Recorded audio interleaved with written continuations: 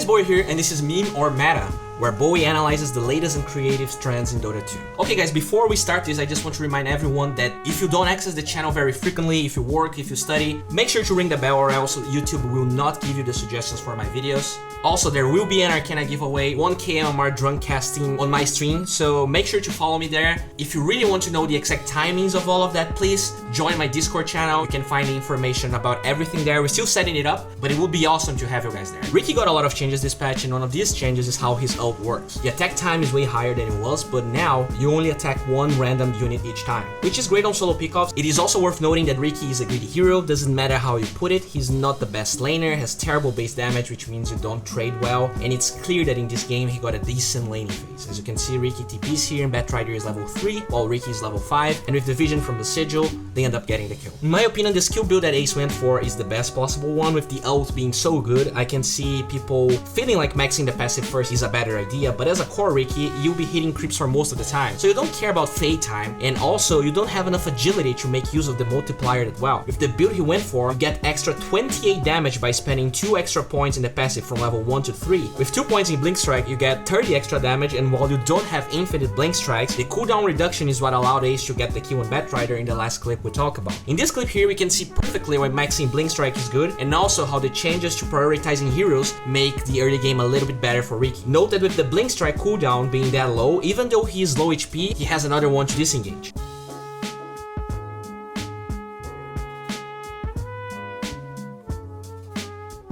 Not only that, he can even re-engage and kill Shadow Fury. The Battle Fury build synergizes quite nicely with Riki. He has natural mana problems, and his kit is not cheap considering his mana. Riki also struggles with farming, so the cleave helps a lot, and thanks to the ult giving so much attack speed, having damage works wonders, especially when you have crit at level 15. Don't get me wrong, the hero can feel underwhelming. With more heroes in the AoE of the ult, a lot of the times it doesn't look like the cleave does much, and in my opinion, what really makes this build works this game is the Aghanim Scepter that Ace gets. You can see that until the eggs, Ace dies mainly because of Sunder and how squishy this hero is. As enemies get BKBs, Riki does very little since his ult is easy to get out of, and since he won't deal cloak and dagger damage if he's actually right clicking, because people will be man fighting him instead of running away. The ult is not great to farm mansions,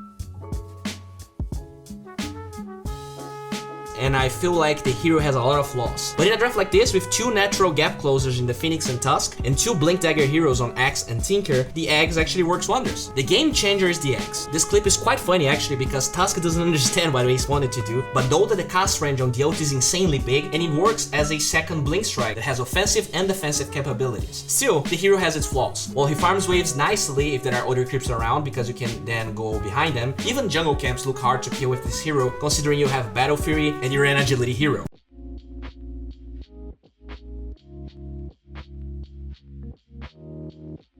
An interesting interaction that we can see is that if someone that you ulted into dies, you're still in the same position and actually attacking.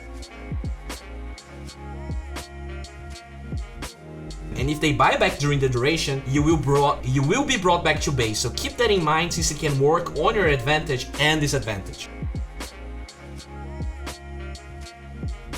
This video showcases how many natural combos Ace's team had. For instance, if Phoenix uses egg after you use tricks of the trade, you will still be in that position, so anyone trying to take the egg down will take heavy damage, and even a Terrorblade when he's alone inside that circle gets right click down easily, just because you're applying the bonus damage of the passive in every single hit. Even after the egg dies, he almost brings Shadow Fiend down, and that brings us to one of the biggest power spikes, the level 20 extra cast range for Blink Strike. It makes you insanely elusive, and the cast range is almost the same for tricks of the trade. By having a bulky core like Axe, Ace can join fights he would never be able to join without the enemies being able to disengage from his ult. The damage is actually impressive if enemies are alone. In fact, you deal more damage inside your ult than right-clicking during the entirety of the game pretty much if there's just one enemy there. And again, you can see the pick-off potential that this provides.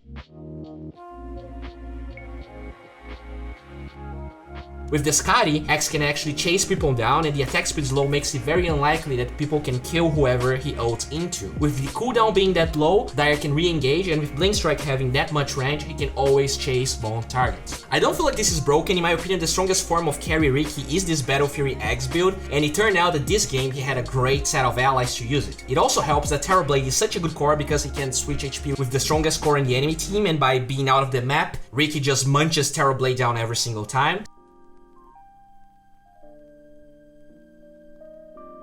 something that wouldn't be possible without the X ult, since Terrorblade can main fight any core in the game or just disengage your ult. The peak of potential is indeed unparalleled, but you can see how reliant on the ult this style is. He never bothers to fight with it on cooldown because Riki is actually pretty bad without it, even when he has Aegis here.